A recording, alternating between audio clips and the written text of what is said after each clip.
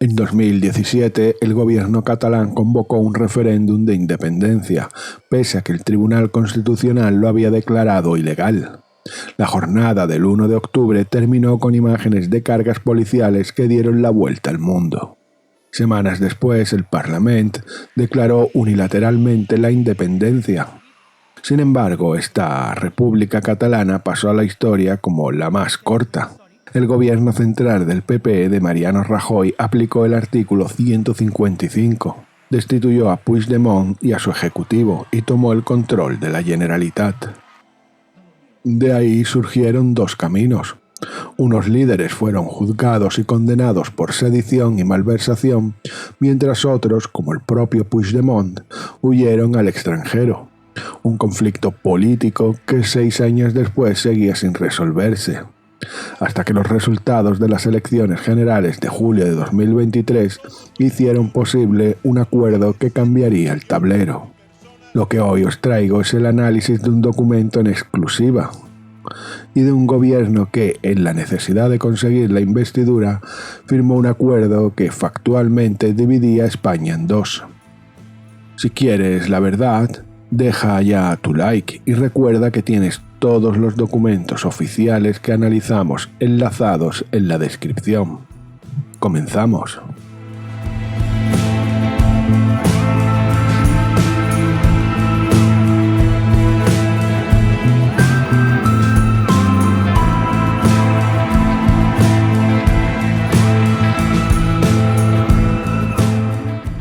El acuerdo, antecedentes y oportunidad. El 9 de noviembre de 2023, en Bruselas, el PSOE y Junts per Cat firman el acuerdo para amnistiar a los líderes del procés. Un documento que parte de un error, el reconocimiento explícito de que existe un conflicto histórico sobre el futuro político de Cataluña. El texto hace un repaso a los antecedentes, situando el origen en la sentencia del Tribunal Constitucional de 2010 sobre el Estatut. Reconoce que las movilizaciones independentistas son una reacción a esto y que la propuesta del Govern catalán anteriores a 2017, según el documento, no fueron consideradas por los gobiernos de la época.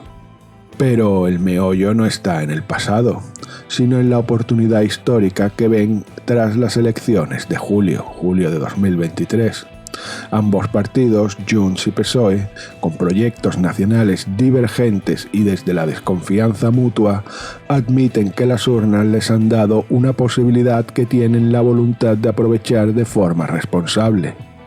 Eso dicen ellos. La resolución, dice el texto, debe ser negociada y acordada. El acuerdo, los puntos clave.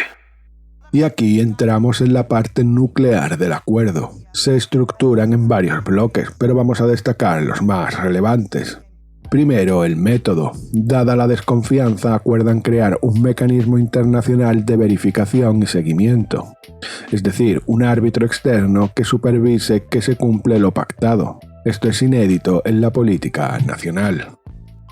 Segundo, y esto es crucial para entender la ambición del acuerdo, se establecen dos ámbitos de negociación permanente. Por un lado, el reconocimiento nacional. Aquí el documento deja clara la divergencia.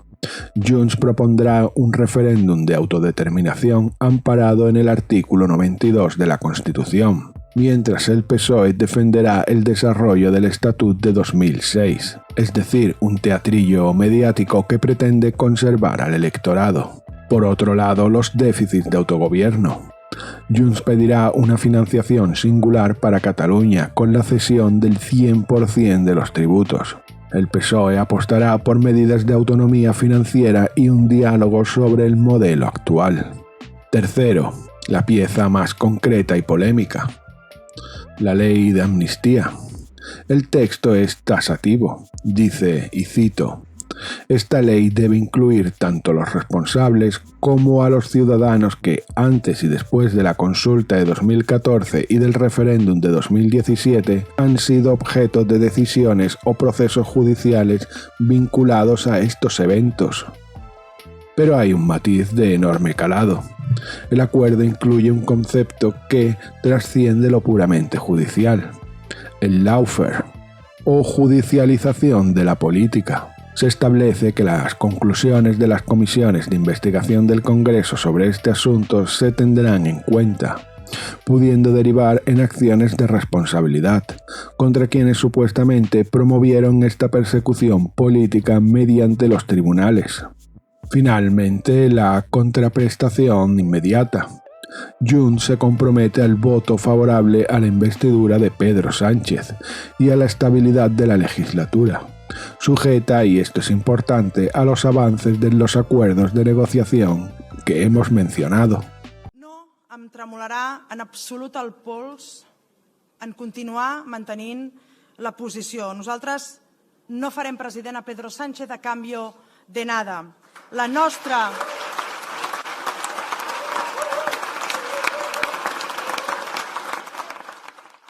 El BOE, la Ley Orgánica de Amnistía. Del acuerdo político en Bruselas se pasa 7 meses después a la ley publicada en el BOE el 11 de junio de 2024.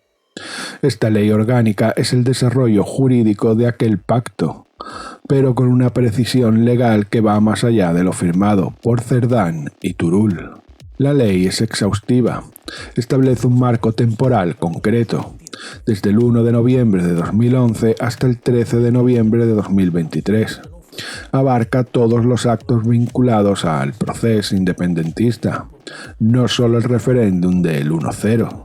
Quedan amnistiados, entre otros, los actos para reivindicar, promover o procurar la secesión, la convocatoria de las consultas, los delitos de desobediencia y desórdenes públicos para permitir su celebración, e incluso los actos de desconsideración o crítica a las instituciones o símbolos del Estado realizados en ese contexto. Estos problemas de inseguridad jurídica y falta de definición no son una apreciación solo de la oposición. La Comisión de Venecia, el máximo órgano consultivo europeo en materia de Estado de Derecho, fue contundente. Criticó la falta de claridad y determinación de la ley, su ámbito temporal muy amplio e indeterminado, y advirtió que esto trasladaría el conflicto del plano político al judicial. Pero, sin duda, el punto más relevante y polémico es el tratamiento de la malversación. La ley establece que este delito sí queda amnistiado, pero con una condición crucial: siempre que los fondos públicos se destinaran a financiar el proceso independentista y no hubiera existido propósito de enriquecimiento personal. Es decir, dibuja una línea clara entre la malversación con fines políticos y la corrupción pura y simple, que queda excluida.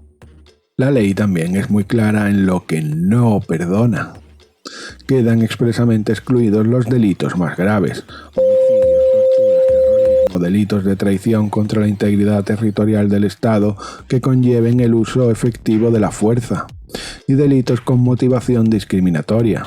El legislador buscó, en teoría, ajustarse a los estándares del derecho internacional. El veredicto del Tribunal Constitucional, una victoria pírrica.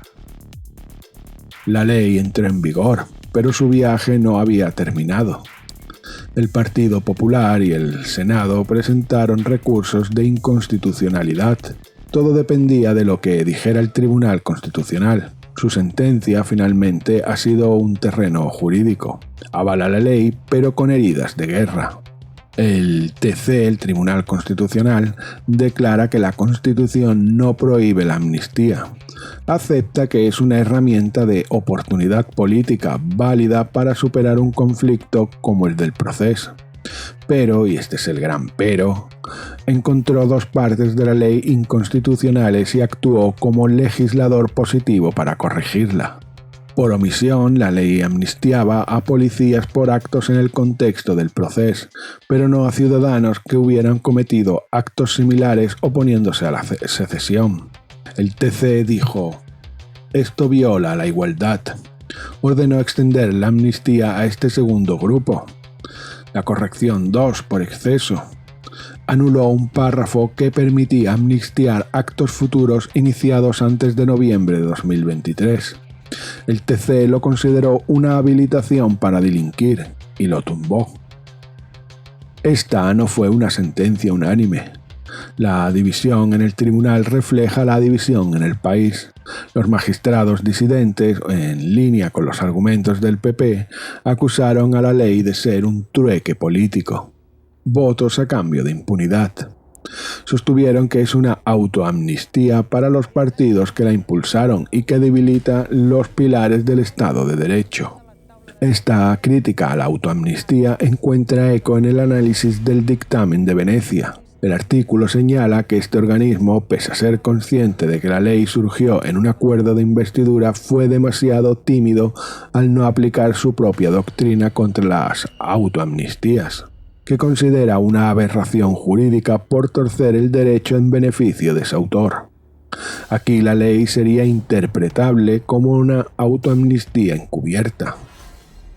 En esencia, nos encontramos con dos visiones irreconciliables, la de la mayoría del Tribunal Constitucional, que prioriza el pragmatismo político y la pacificación, y la de los recurrentes, que defienden un principio legal rígido. La amnistía, por su origen y fines, rompe el pacto constitucional. El reconocimiento en el banquillo, la llave de la investidura. El Constitucional ha hablado, pero el debate está lejos de cerrarse. La puerta queda ahora abierta a un nuevo y potencialmente definitivo capítulo, el eventual pronunciamiento del Tribunal de Justicia de la Unión Europea. Pero si la sentencia del Constitucional parecía el último capítulo, los acontecimientos de 2025 han añadido un giro inesperado que ha cambiado por completo la narrativa oficial. Santos Cerdán, el mismo firmante del acuerdo con Junts, declaró ante el Tribunal Supremo como imputado por una causa de corrupción en la trama PSOE, y allí de forma explícita reconoció lo que muchos sospechábamos. Negoció la ley de amnistía con Junts porque, y cito, era el partido esencial para conseguir la investidura de Pedro Sánchez. Esta declaración desmonta públicamente el argumentario del gobierno que siempre había justificado la medida de la amnistía en el interés general y la normalización. Cerdán, desde el banquillo, lo redujo a su esencia más cruda. Era la llave para la investidura. En esa misma declaración, Cerdán se presentó como el arquitecto de los gobiernos de Sánchez y reveló la importancia de sus contactos. En este caso, con el empresario Anchón Alonso, presuntamente envuelto en la trama de Servinavar, y que Cerdán describió como la puerta para hablar con Bildu y PNV. Una afirmación que dibuja un patrón de negociación política que va más allá del caso catalán.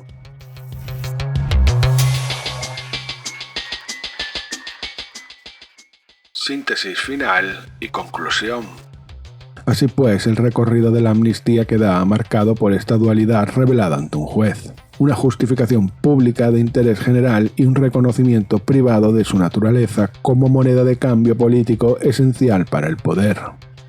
La Comisión de Venecia, sin embargo, constata que la ley actual ha ahondado la profunda y virulenta división en la clase política, en las instituciones, en la judicatura y, sobre todo, en la sociedad española. Un contraejemplo perfecto de lo que una amnistía no debería ser.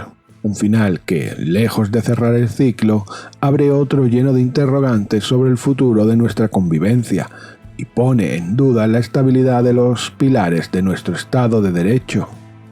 Si has llegado hasta aquí y valoras la verdad basada en documentos, te pido que te suscribas al canal y actives la campanita para no perderte ni un solo análisis. Comparte este vídeo con quien creas que debe conocer esta realidad. Esto es Dossier 33 y vamos a contar la verdad.